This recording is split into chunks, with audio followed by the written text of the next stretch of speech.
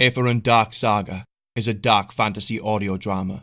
It contains themes of violence and is intended for a mature audience.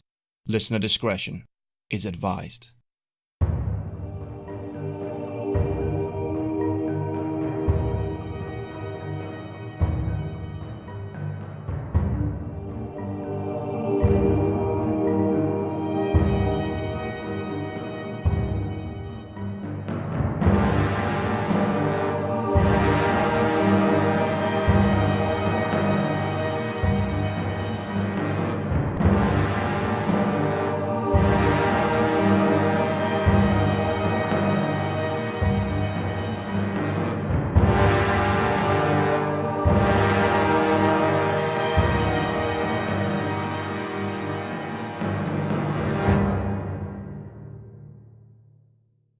Chapter 1, Part 2. Orin.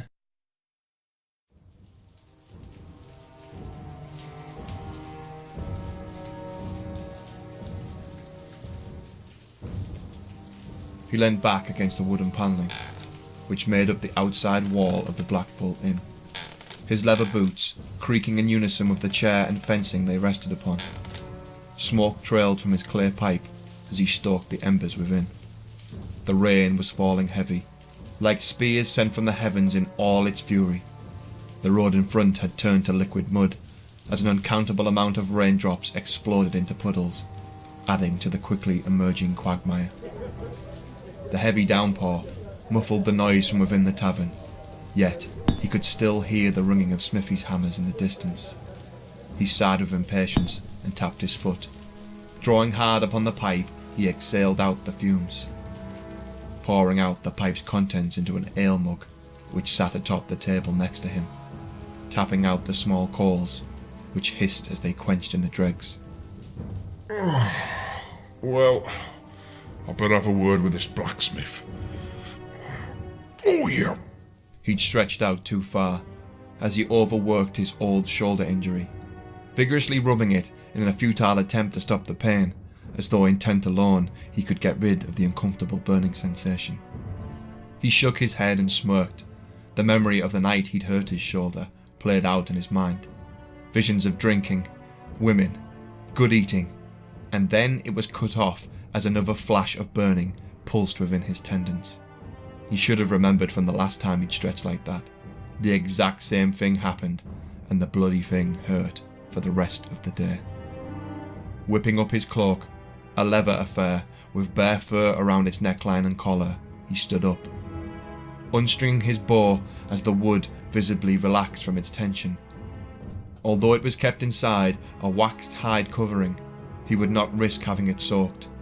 Wet string and fletchings lessened the performance of the weapon, and in his trade as a hunter, missing a shot could mean the difference between eating, claiming a bounty, or in the worst case, losing his life.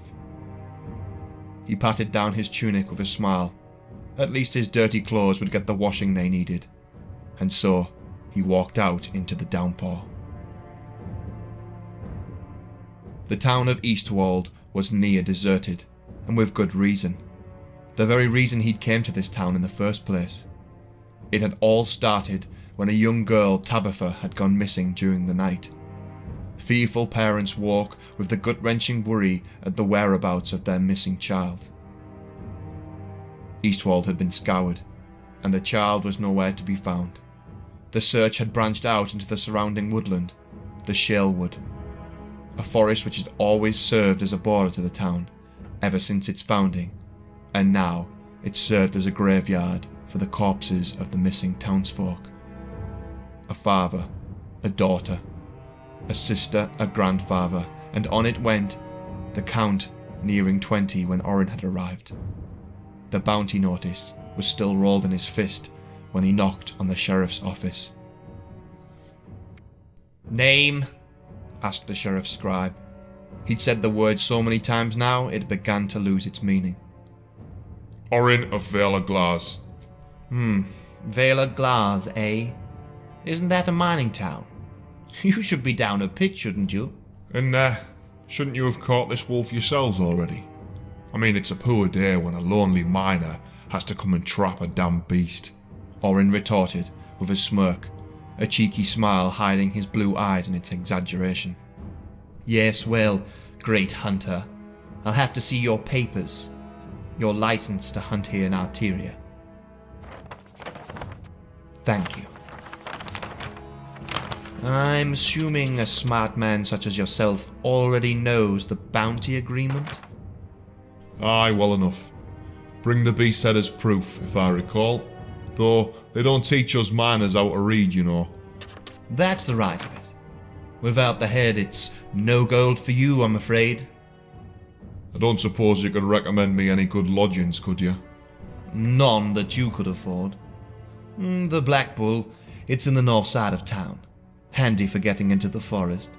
At least that's what those other hunters said before they left town empty-handed. Ah well, fear not, brave scribe. I'm your man. I've worked this area in the past. I'll catch you, Wolf. Don't you worry about it. I'm overcome with relief already. Next. The path was dotted with puddles and thick mud. He did his best to avoid the worst of them, but inevitably he was ankle deep in sodden ground within a few yards. The air had turned colder now along with the failing light, and he could clearly see his breath misted as he strode forth. A shiver ran down him as a raindrop made its way down his back. Hunching his shoulders in response, he quickened his pace. The promise of the warm forge, and a chance to maybe dry off a touch while he collected his traps, was all the persuasion he needed. Striding past houses, with candlelight flickering in their round window frames, the inhabitants, huddled around their hearths, hiding away from the cold of the coming night, and the fear of what the darkness brought with it. Upon reaching the blacksmith's shop, he was greeted by the young apprentice, a shaggy red-haired and freckled young man, not too bright, yet what he lacked in wits he had gained in brawn. Even for his young age, this lad was big, and already had the look of a seasoned smith about him. Master Brunnan has finished your traps, good Sir Orin. I'm no knight, lad, but thanks all the same. Orin walked past without a pause. Brunnan! Where's me damn traps? You said they'd be done by now.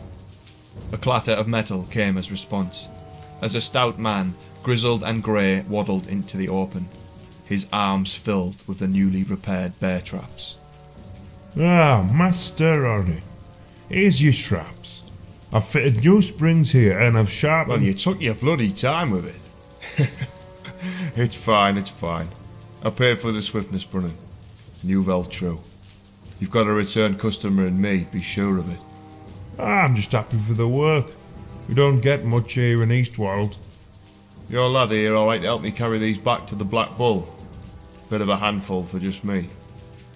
Samuel, come help Master Orin with his things. You're done for the day anyway, and I'll see you in the morning. Master Orin, it's been a pleasure. Go well. Aye, go well. After drying himself off, he returned to the Black Bull Inn. Orin half wished he'd carried the traps himself, as the conversation thus far had been beyond dull, with the talk mainly around the difference between certain tongs and hammers. At least the rain had stopped. There was some solace in that, he thought, though as the lumbering Samuel continued on, Orin stared and wondered if he could drown himself in one of the puddles. It's a lot of trouble for a wolf, this. Must be a big one, eh? With a bounty so high. Master Brunnan doesn't think it is a wolf, but I think that it's... Right, here we are. Cheers, lad. This is for your troubles. Hauling the traps onto his shoulder and feeling the uncomfortable weight and prodding of the sharp teeth, he made his way inside the Black Bull. Passing through the common room of the inn, avoiding the raucous merriment and fumbling into his room. Placing down his burdens, he slicked back his still damp chestnut hair. He gave each trap a quick individual inspection, using the light from the fireplace one of the serving girls had been kind enough to keep burning for him. Once he was warm, he laid out his things, placing them in order: traps, bow and broadhead arrows, the venison he'd brought with him to serve as a bait in the traps, his hunting dagger, its bone handle carved from a previous wolf he'd tracked and killed. It seemed only fitting to be used in the death of another. His wineskin, half empty but still full enough to get any man drunk, and finally his pipe, which after placing down he quickly picked back up, snatching out a taper, lighting it on fire and dipping it into the bowl as he drew on the dry leaf. One final smoke before bed, and one final swig of wine as well. The knock on the door came at first light, yet he was already awake. Quietly thanking the serving girl for his morning call, he slipped on his trews and boots, and once ready, he packed everything and ventured out. He heard the commotion before he saw the crowd. Making his way out of the door and over and across the muddy path, he could smell the irony stench of blood. Pushing his way through the crowd, he peered through the gaps and over people's shoulders. A body laid bare. The torso was open, chest to groin. Internal organs were gone and the eyes were missing, as were the fingers on each hand, which looked to have been bitten off. The limbs had openings in a way that looked like the bones had been removed. He gagged at the sight. The smell he could deal with. After all, he was a hunter. He'd known much worse. But this was a person. He struggled to hold down the wine he'd swilled on the walk over here. The occasional word, wolf and beast, could be heard amongst the grumbling chatter of the crowd. It wasn't a wolf. It was the Whisperwind. A few people groaned and others snickered. Hush, girl. Get back inside now. A man, clearly the girl's father, commanded her. Whisperwind? What the bloody hell is a Whisperwind? Orin asked, more to himself than anyone in particular. Ah, she's a fool girl. Yet all the other children are saying it as well. Well, what is it? Orin asked. Oh, it's just an old story. A crone used to live in the woods before the town was here. They said if you whispered into a tree, she'd grant you a wish. Yeah, she always wanted something in return, though. Like what? Oh, I don't know. They always say different things. It's just an old Venice story. Well, what different things do they say? Well, when I was growing up, she wanted your fingers. No, not your fingers. She wanted your finger bones. Ugh, why the bones? It's an old Ven legend. They never make any bloody sense. That was true, Orin thought. He'd heard a lot of stories from the Ven, and none of them had made any sense to him. You gonna find this wolf then, Hunter? The man asked. Aye, I plan to. I best get to it. It was then Orin noticed the corpse. The body had been so badly damaged, it had taken him till now to see it.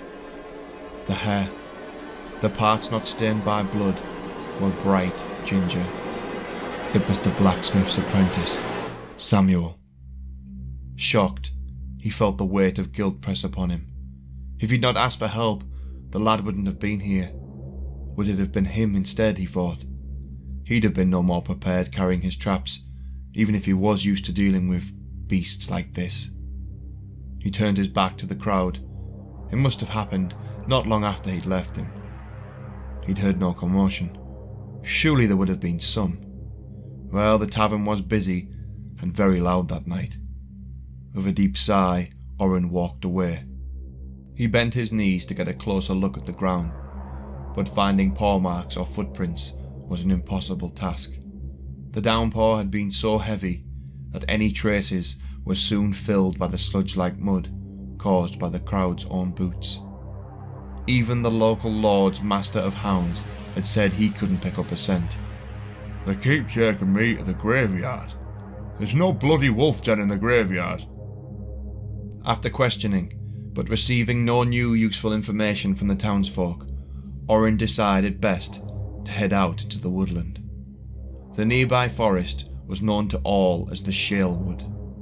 The Shalewood stretched from here, slightly further south, but ranged much farther north, reaching up as far as the borders of the nation of Ballora. Leaving behind the road, Orin, who usually felt at home in the woodland, felt unsettled. Unlike the lush green earth tones he was usually greeted by, he entered this place, with the smell of rot pervading throughout. He'd spent hours walking, and had seen no sign nor heard any noises made by animal life. Instead, all he could hear was the slow rise and fall of the wind as it moaned through the crooked and bent trees, as well as the snapping of dead branches and the noises made by his own breathing. Orin stopped. Leaning against a rotted oak that had long since split in half, he restrung his hunting bow. It was a struggle at first, before finally the cord was taut and under the bow's control again. He gave a quick flex, checking the tension, before pulling out his wineskin, taking a hearty gulp down, and then a second, before returning the stopper. Yet more hours of walking had turned up nothing. No fur on branches, no wolf tracks, no tracks of any kind. In fact, it seemed like nothing had disturbed the carpet of half-rotted twigs and crumbling leaves for a very long time. He reached down and removed the cork stopper again from his wineskin. Guzzling it down, he felt how empty his stomach was. He knew he should have eaten, but these days he was more concerned with wine or ale than bread or meat. He decided to bite into one of the cuts of venison and chewed the meat slowly. His thoughts drifted back to Samuel's corpse. How could nobody have seen it happen? Nobody have heard anything at all? Weren't all the others found in the woods? And why, if this was just an old Venish story, would nobody take him to the spot where the bodies were found? He'd even tried persuading a few of the villagers with the silver he'd had, yet he found no takers. Other hunters he'd spoken to had had the same experience and said the townsfolk were fearful of the place. He knew the spot was nearby to where he was now, but navigating this dense woodland was tricky, even for a seasoned hunter like him. Catching sight of what looked like smoke up ahead, the wispy grey cloud twirled in the half-rotten canopy. With an arrow notched and ready to be drawn and loosed in a heartbeat, he stalked as quietly as could, heading off towards the campfire. As he drew near, he saw it was indeed a fire. A small pit burned, a rabbit cooking upon a spit.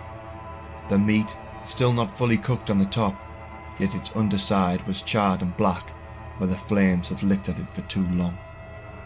A crossbow, quarrels and all, as well as a walking staff, lay carelessly strewn upon a makeshift log seating. A small satchel, open, had its contents poured upon the floor as if kicked over with disregard. Orin felt tense immediately. The sense of danger hung in the air like the smell of sour milk.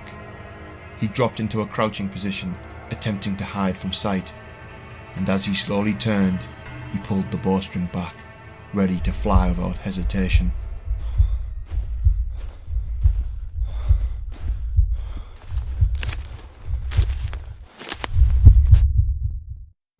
Hey, don't shoot! Orin's eyes darted off to the left of him, bow still at the ready. Don't shoot! Don't shoot! We're just hunters! Orin relaxed and smiled at the two young lads dressed in animal furs. The pair gingerly stepped out from between the trees, both with hands up beside their heads, one holding a net and a snare, the other a dead rabbit. You had me worried there.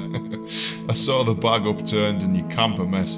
The food uneaten. Well, with everything that's been going on, you know. You gonna put the bow down then? The taller of the two said, nodding at Orin's weapon. My apologies. Orin visibly relaxed. He removed the bow but kept it in his hand as he rose up. You caught this little bugger here. Got it in the snare. Not much food out here, and we weren't letting it go to waste. And with the wolf about, thought it best we go together, you know. Aye, smart lads. Orin stepped forward, turning the rabbit on its spit. It's burnt black, that one. Well, salvage what we can. We've got another here. Are you hungry? What did you say your name was? I didn't. It's Orin. I'm Edith, and this is Los. We're not brothers before you ask. You here for the wolf as well then, eh? Aye, I'm guessing you're the same. I'm not doing it for the bounty. I'm doing this for my sister Tabby. Orin rubbed his bristly chin. He'd heard the story of the young girl gone missing. He'd even tried speaking to the parents, but they were too distraught to entertain the idea. Overcome with pity for the lad, he looked them both in the face. Listen, lads. I usually work alone. But, it was just this once, eh? I'll even give you a share of the bounty. We don't need your help. Shut up, Los. Look, you look like you can track a beast. We just use snares and nets and the polecat. Well, we did before. Anyway, if we can find a way to kill this bastard quicker, I'm all for it. Right. Well, let's fix this camp. Then in the morning, we'll hunt us a wolf. Anvidar. After the death of his squire Elias, at the hands of the vile archdemon Astaroth, Anvidar has made his exit from the prison tomb. Along the way, he was confronted by minions in service to yet another fiend, Valmaris. Learning of Astaroth's intent to use the body of Aenirian's ancient ancestor, the demon now seeks to use the ancient relic known as the Lodestone of Aenirian. After dispatching the foul creatures, the Icon of War has finally made his way onto the frozen wastelands that is the Black Fells. From here, if he can survive, he must head back to Kalandor and tell the Grand Master of all he has learned.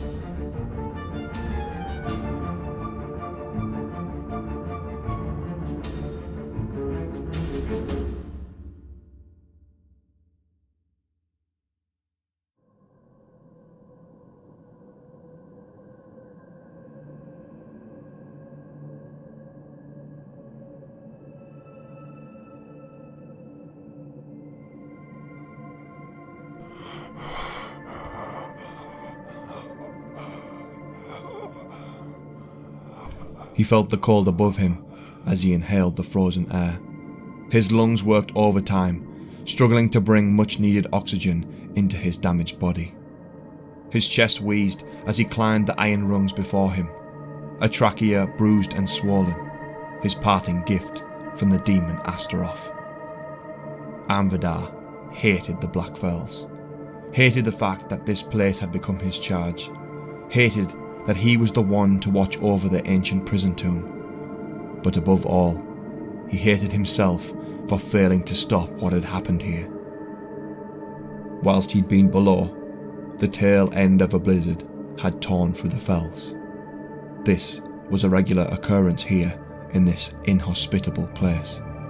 But by the luck that had served him thus far, the icy gale had begun to wane.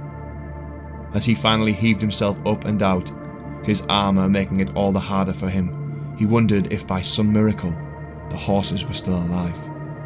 If they were, he would ride them back to Kalandor, and if they were not, he would have to face a long, arduous journey back to the outpost, a place he'd called home for the past 8 years.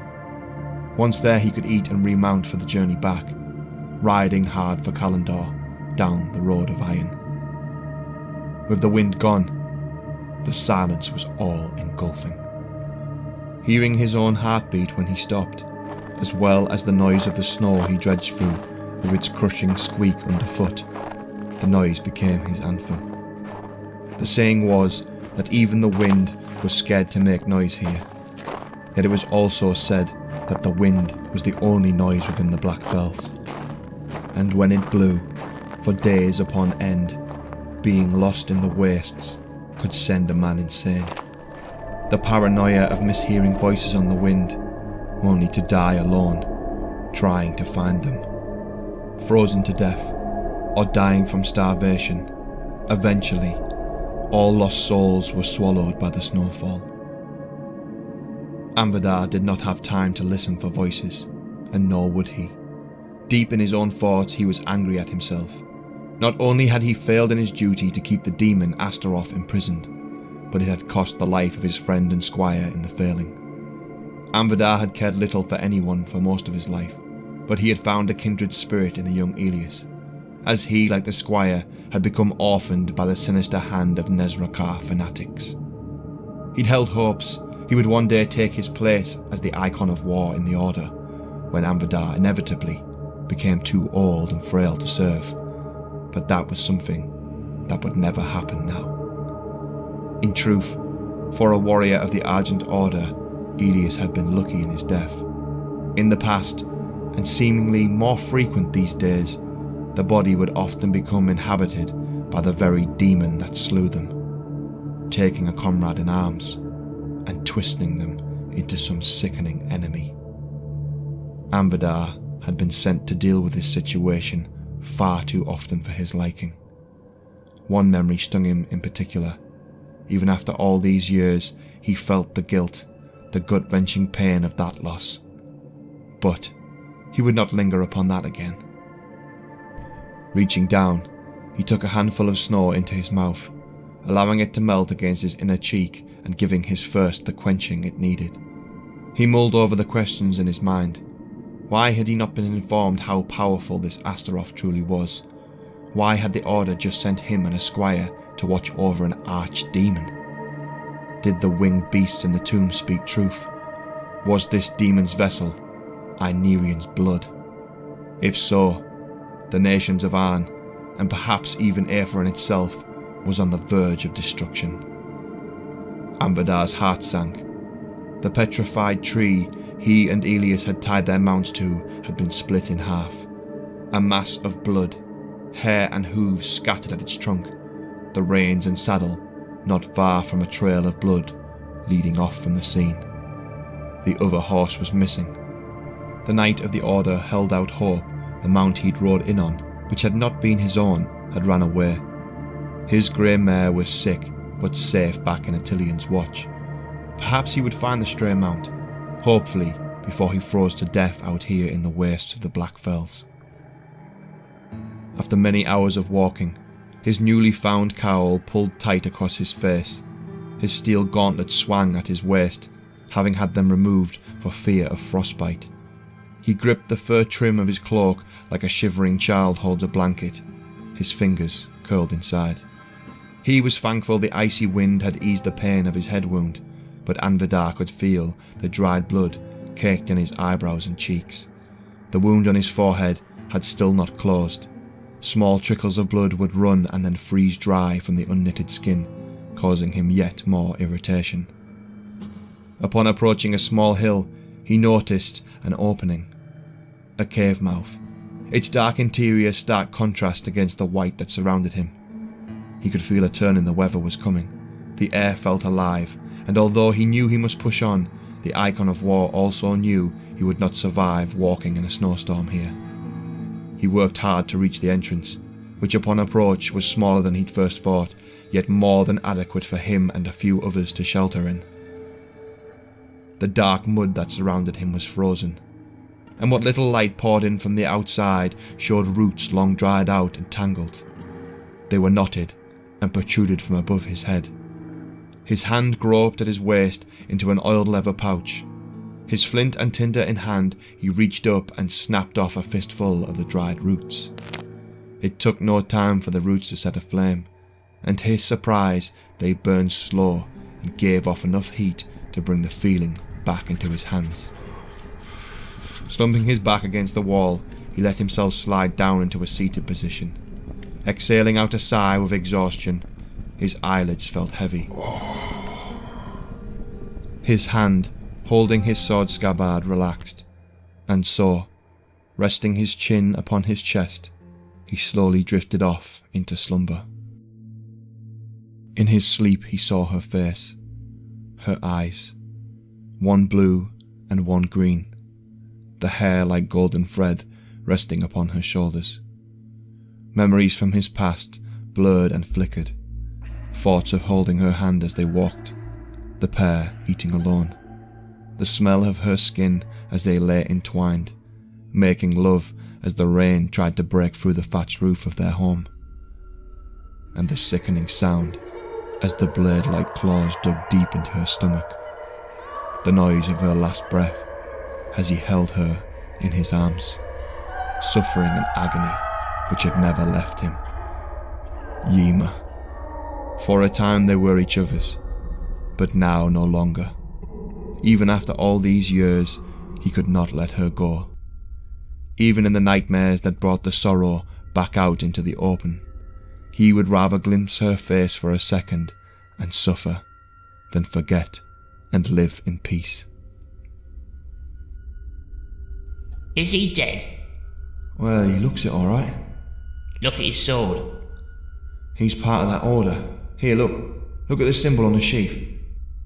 Anvidar jolted awake, his hand instinctively reaching for Breaker, yet he grasped nothing.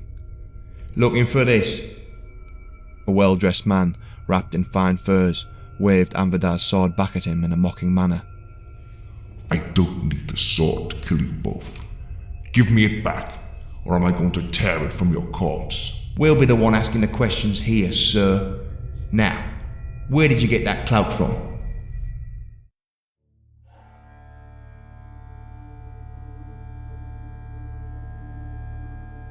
That was Chapter 1, Part 2 of Aethuran Dark Saga. You can support the podcast by leaving a rating or review on iTunes, Podchaser, Stitcher, Castbox, or wherever you listen to podcasts. A Patreon is coming with exclusive additional content for its subscribers, so be sure to head over to the page to check it out. Come join me on Twitter for the latest news and episode announcements at Aethuran Podcast, all one word. All music in this episode was by Kevin MacLeod of Incompetech.com. Kevin also has a Patreon, so please follow the links in the show notes to support him. Thanks for listening. All music licensed under Creative Commons Attribution 3.0.